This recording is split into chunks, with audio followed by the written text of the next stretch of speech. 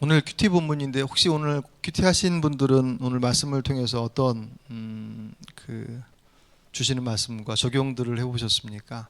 예. 우리가 매일 이렇게 저녁에 특별히 뭐 저녁 기도회로 해서 본문을 그날 큐티로 정했으니까 여러분들이 아침에 큐티 하시고 그리고 나서 저녁에 같이 말씀을 나누는 것도 도움이 많이 되지 않을까 생각되었습니다. 주일 낮에 말씀 히스기야 그를 보면서 어떻게 히스기야의 아버지가 아하스잖아요. 아하스 같은 왕 아래 아버지 밑에 히스기야 같은 정말 걸출한 믿음의 사람이 나올 수 있을까? 그걸 얘기하면서 사람이 환경의 영향을 받지만 안 받을 수 없죠. 영향을 받지만 그 환경이 그 사람의 인생을 결정하는 게 아니다. 그것 때문에 어쩔 수 없었다라고 하는 그것이 결코 통하지 않는다. 그래서 책임을 전가할 수 없다. 하나님께서는 그 환경보다는 그의 선택, 물론 더 좋은 환경일 수 있고 더 나쁜 환경일 수 있지만, 그래서 불평할 수 있죠. 왜 나는이라고 하는. 근데 주님의 초점은 그 환경이 아닌 우리의 선택에 있더라라고 하는 말씀을 받잖아요. 근데 오늘 똑같은 말씀을 다시 한번 반복을 해야 되는 상황이. 근데 상황은 정반대입니다. 히스기야 같은 왕 밑에서 그런 믿음의 아버지 앞에 아버지를 두고 있으면서 어떻게 그렇게 불신앙의 길을 걷는 므낫세 같은 아들이 나올 수 있었을까? 도저히 납득이 안 되는 그런 모습이에요. 12살에 왕이 됐다고 그랬습니다. 히스기야하고 학자들이 의하면 이제 히스기야 왕하고 아버지하고 한 10년 정도 같이 있었을 것이다라고 하는데, 그렇게 12살에 왕이 돼서 55년을 남유다의 왕으로 있어서 정말 오랫동안 왕위에 있었던 거죠. 아마 이제 아버지하고 같이 있었던 동안은 뭐 별탈이 없었겠죠. 근데 이제 히스기야가 떠나고 난 이후에 그 이후에 이제 므낫세의 모습은 그에 대한 평가는 오늘 2절부터 여호와 보시기에 악을 행하여로 시작해서 9절까지 므낫세의 모습은 어쩌면 그렇게 아버지 히스기야가 했던 것들을 다 뒤집어 놓는지 몰라요. 히스기야가 그 백성들과 함께 합의하며 기도하며 정말 전심을 다해서 중심으로 진심으로 주의 말씀을 따라서 차곡차곡 쌓아 올린 영적인 그 회복의 모습들, 그 모습들을 므낫세가 마치 손바닥 뒤집듯이 하나씩 하나씩 다 뒤집어 놓는 내용이 2절부터 9절까지 나와 있어요. 산당을 세우고 바알 제단과 아세라 목상을 만들고 1월 성신을 모시고 성전에 우상 제단을 쌓아놓고 인신 제사도 드리고, 그리고 점치고 요술하는 행위들을 인정을 하고 무당을 신임했습니다. 심지어는 백성들까지 꿰어서 그 길을 같이 걷게 만듭니다. 오늘 본문 우리가 10절부터 읽었지만 19절 보시면 유다와 예루살렘 주민이 므낫세의 꾀임을 받고 악을 행한 것이 여호와께서 이스라엘 자손 앞에서 멸하신 모든 나라보다 더욱 심하였더라. 아멘. 참 기가 막힌 거예요. 그렇게 차곡차곡 쌓아 올린 히스기야의 그것은 업적이라는 표현은 적당하지 않을 거예요. 영적으로 정말 세워가는 거, 여러분도 아시지 않습니까? 영적 믿음으로 세워가는 것이 얼마나 쉽지 않다라고 하는, 우리의 본성과 반대되어지는 일들을 선택하고 결정하고 지속해야 하는 것이기 때문에 결코 쉽지 않은 그 일들을 정말 꿋꿋하게 잘 해나갔던 히스기야, 그가 세워놓은 것을 그 므낫세 아들이 다 뒤집어 놓고 있는. 그러니까 이 장면을 보면서 왜라는 질문을 안 될 수가 없어요. 도대체 왜 그랬을까?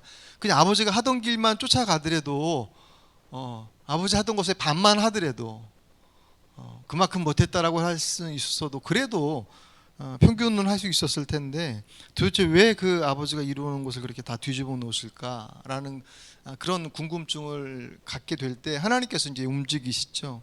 아마 이제 선지자를 통해서 분명히 말씀하셨을 것입니다. 므낫세와 백성들에게 돌아와라, 늘 그러셨던 거죠. 오늘 11절에 여호와께서 아수르 왕의 군대 지휘관들이 와서 치게 하심에 그들이 므낫세를 사로잡고 쇠사슬로 결박하여 바벨론으로 끌고 간지라. 말을 했는데도 듣지 않아요. 그러니까 하나님께서 아수르를 움직이십니다. 므낫세가 아수르의 군대에 의해서 포로로 끌려가요. 한 나라의 왕이 포로로 끌려가는 상황이 됐으니까 얼마나 비참했겠습니까? 근데 그 상황 속에서 여러분 쇠사슬로 결박하여 끌려갔다는데, 이 쇠사슬로 결박해 끌려갔다라는 게 그냥 우리 생각에 포박해서 끌려가는 것처럼 생각하는데, 그 당시 그 아수르가 포로로 끌고 갈 때의 관행 중에 하나가 뭐냐면 쇠 그 고랑으로 코를 뚫어서 이렇게 마치 소를 끌고 가듯이 그렇게 했던 것이 그 포로라고 그래요. 그렇게 생각한다면 더 기가 막힌 것이죠. 한 나라의 왕이 포로로 잡혔다라고 하는 것만으로도 치욕스러운 것인데, 그가 코가 꿰어져서 끌려갔다. 다행히 반전이 그 뒤에 이어집니다. 그의 할아버지 아하스는 안 그랬어요. 아하스는 하나님께서 은혜도 주시고 고난도 주셨음에도 불구하고 정말 고집 부리면서 결국 끝에는 이제 망하고 말지 않습니까? 고난을 받는다고 다 돌아오는 것은 아닌데, 다행히도 므낫세는 그 고난의 과정들을 거쳐 나가면서 그의 할아버지의 전철을 밟지 않아요. 오늘 12절을 보시면 그가 환난을 당하여 그의 하나님 여호와께 간구하고 그의 조상들의 하나님 앞에 크게 겸손하여 기도하였으므로, 여기까지. 환난을 당한 것 때문에 하나님을 간구했다고 그랬습니다. 그가 정말 육체적으로 죽을 뻔한 그 고난의 자리를 경험한 것 때문에 그의 육체도 살고 그의 영도 살아나는 그런 기회를 잡은 거죠. 그래서 그가 뉘우치면서 자신의 죄를 뉘우치고 자신의 교만을 내려놓고 겸손하게 하나님께 기도합니다.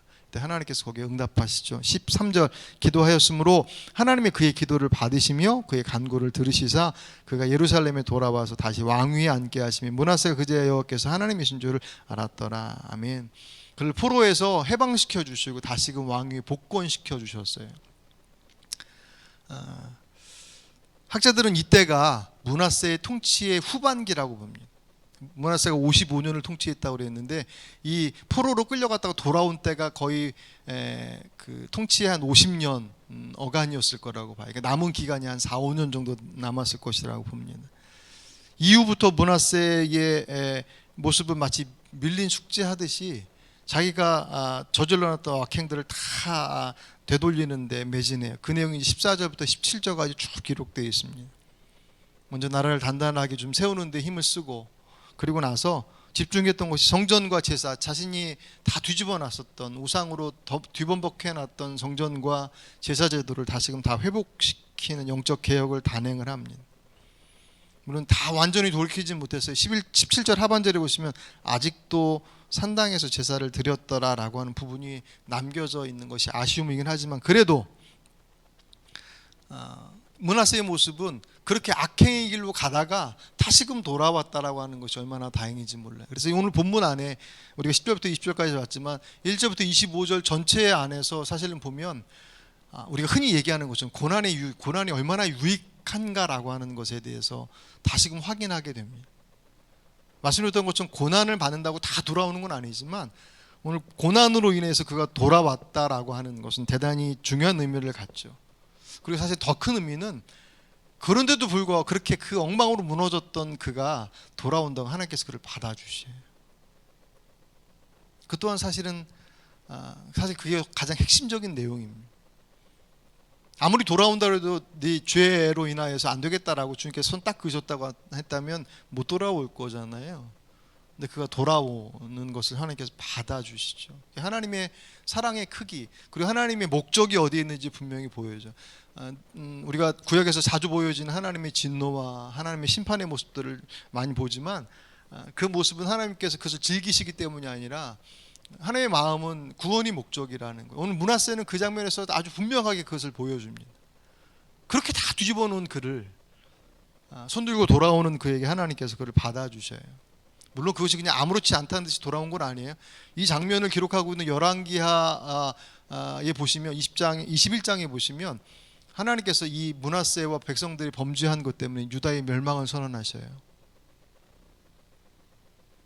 그러니까 회개하고 돌아온 데서 아무것도 없었던 일로 다 된다라는 것은 아닙니다. 하지만 그럼에도 불구하고 주께서 그를 받아주시고 그에게 내리셨던 심판을 뒤로 미루셔요. 뒤에 있던 이들은 아무 잘못 없었는데 때가 돼서 멸망을 받느냐? 그렇지 않죠. 만약 그들이 정말 주님 앞에 바로 섰다고 한다면 그 심판은 다시금 미루어질 것이고, 그것이 하나님의 일하심의 모습들이었으니까. 자, 근데 제가 오늘 본문을 보면서 눈이 이제 번쩍 뜨였던 게 사실은 뭐냐면, 므낫세가 왜 그렇게 아버지하고는 다른 길을 걸었을까? 앞에서 우리가 봤었던 몇몇 왕들도 그랬잖아요. 아버지나 주변에 있는 이들이 신앙 안에서 잘 돕고 또 믿음의 유산을 받았음에도 불구하고 그거 흉내만 냈어도 반은 할 수 있었을 것 같은데, 완전히 손바닥 다 뒤집어 놓은 이 이유가 도대체 뭐냐? 성경은 거기에 대해서 침묵하고 있었고 그의 선택만 주목한다고 말씀을 드렸는데, 오늘 본문에는 힌트가 좀 나와요. 이걸 다 적용할 수 없겠지만 적어도 므낫세에게 있어서는 적용이 분명한 것이 13절을 좀 다시 보셔요. 13절이 있습니다. 기도하였으므로 하나님이 그의 기도를 받으시며 그의 간구를 들으시사 그가 예루살렘에 와서 다시 왕위에 앉게 하심에 므낫세가 그제야 여호와께서 하나님이신 줄 알았더라. 아멘. 므낫세가 그제서야 여호와께서 하나님이신 줄 알았더라. 어찌 보면 뜬금없는 말처럼 보이지만 사실 가장 중요한 핵심이에요. 이거는 므낫세 개인사의 문제가 아니라 신앙의 가장 중요한 핵심의 문제입니다. 그럼 이제 반문이 되잖아요. 그렇다면 아버지 히스기야가 대충 했던 왕도 아니고 정말 그의 모든 것들을 올인해서 백성들과 함께 무너졌던 신앙의 자리들을 딱 세워나가는 그 과정들이 하나님 앞에 모든 것들을 회복해 나가는 것들을 보고 자란, 물론 12살밖에 안 됐기 때문에 그가 보는 데는 분명히 제한이 됐을 텐데, 어쨌든 이루어놓은 결과는 다 봤을 거 아니에요. 그죠? 그가 하나님 몰랐을 리는 없죠. 그런데 오늘 본문은 그가 하나님을 몰랐다는 거예요. 13절의 말씀은 그제서야 여호와께서 하나님인 줄 알았다라고 얘기합니다.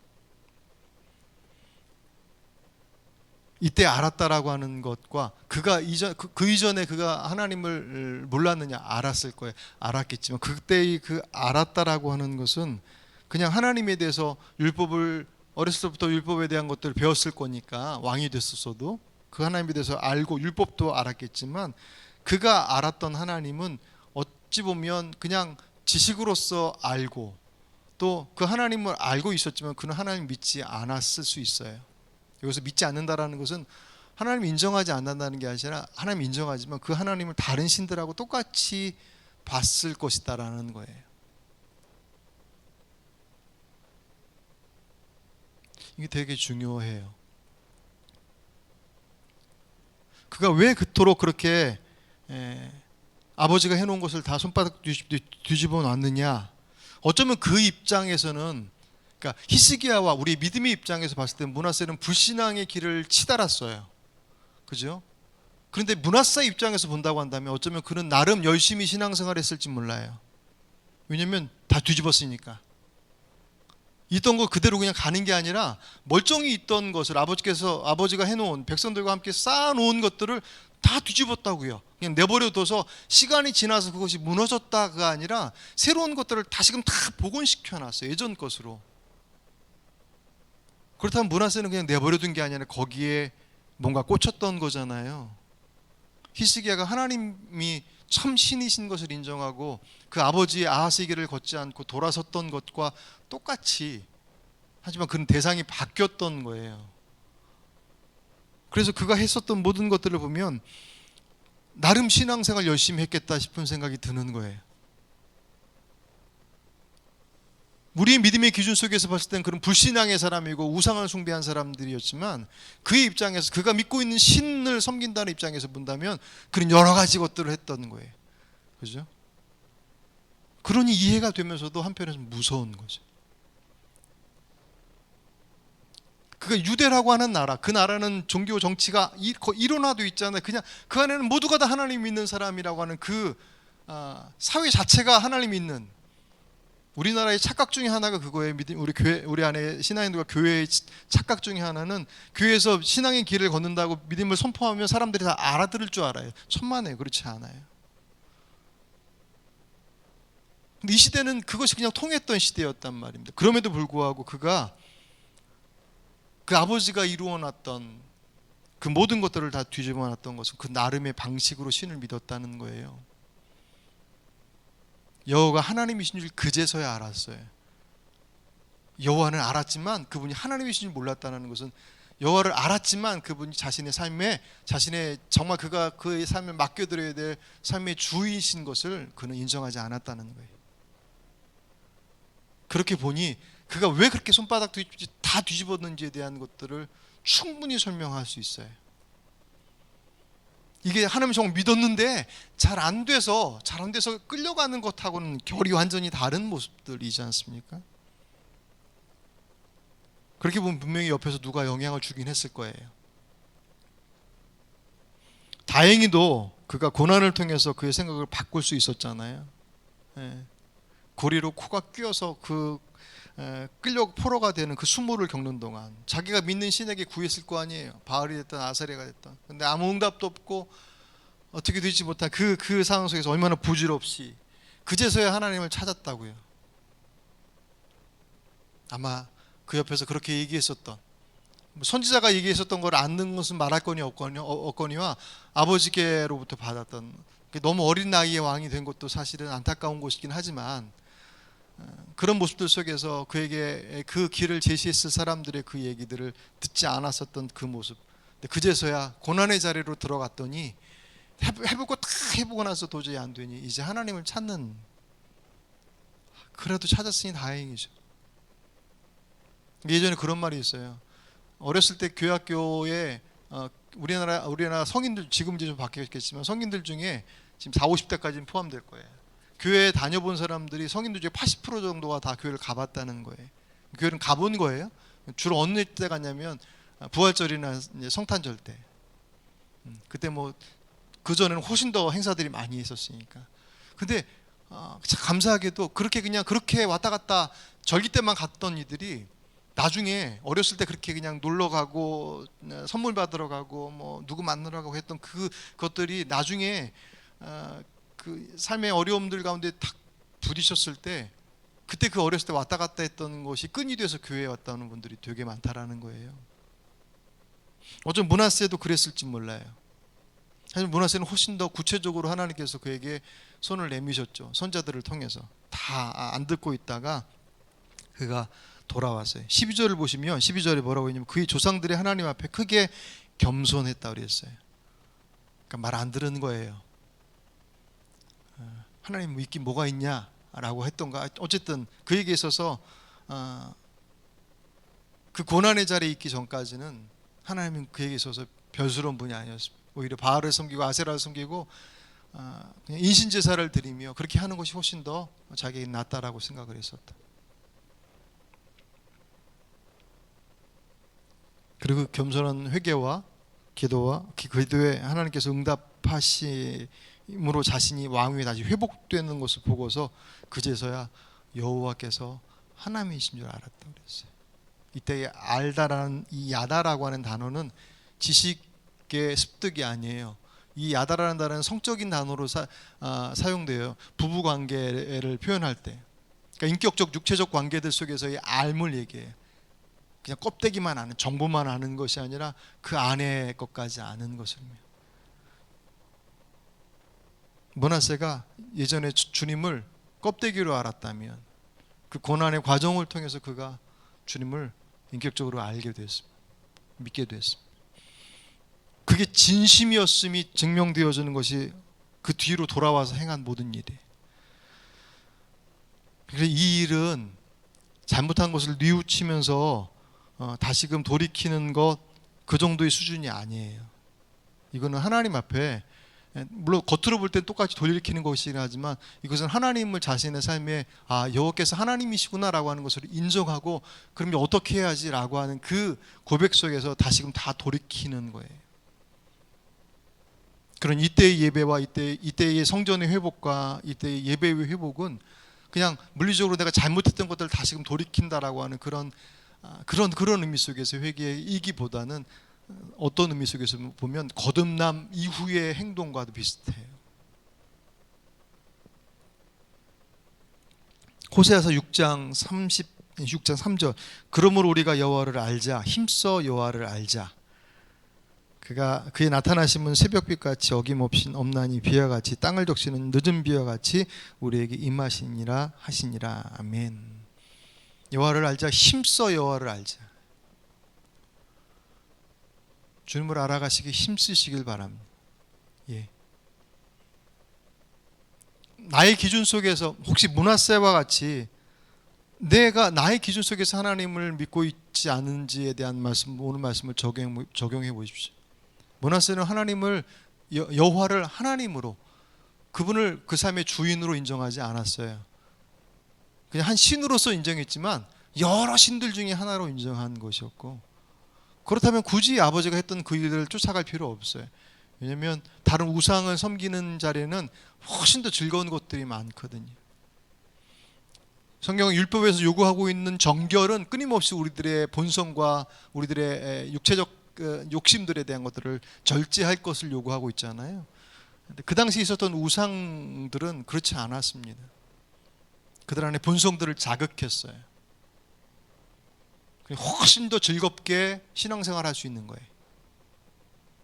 훨씬 더 재미나게. 그 기준 속에서 하나님을 믿고 있지 않은가? 그것은 대단히 위험스러울 수 있다는 것입니다. 그 정도는 아니더라도 하나님께서 내 삶의 주인이신 건 맞아요 라고 하는데, 그 고백이 내 안에서 한 발짝 한 발짝 믿음의 길로 걸어가는, 오늘 므낫세가 그렇게 회개하고 돌아오고 난 이후에 다 뒤집어 놨던 것처럼 그의 삶을 하나님 옆께로 하나씩 하나씩 움직여져 가고 있는가라고 하는 것들을 돌아보는 것, 오늘 말씀을 통해서 우리에게 주시는 메시지 아니겠습니까? 오늘 이정 여러분 기도하시는 가운데 예수님께서 이 땅에 오신 성탄절을 우리가 준비하며 우리 이번에는 그 공연도 못하고 그냥 우리 기도의 자리 속에서 그분의 오심을 다시금 돌아보는데, 또 그런 상황이니 그 속에서 좀 더 우리가 조용하게 또 잠잠히 그분의 오심을 기다리는 것도 또 이 시대 우리에게 주신 하나의 몫이라고 생각이 되었습니다. 중요한 것은 오늘 므낫세와 같이 그 하나님을 나의 기준과 나의 생각 속에서 이렇게 가둬둔 그 하나님이 아니라, 여러 가지 방편 중에 하나가 아니라 내 삶의 주로 온전히 모시고 있는지, 그 말씀을 따라서 내 삶이 정말 그렇게 움직여지고 있는지를 그렇게 확인하는 이 저녁의 기도회가 되어지고, 그리고 이 성탄절을 준비하는 대강절 특별기도회가 되시기를 바랍니다. 그것이 우리 안에서 온전히 회복되어져 고백되어질 때 그 이후에 하나님의 일하심들은 하나님께서 책임져 주심이라고 하는 것으로 다 증명되어집니다. 그 은혜를 누리시는 저 여러분의 삶이 되시길 주의 이름으로 축복합니다. 자, 기도하겠습니다. 아버지 하나님,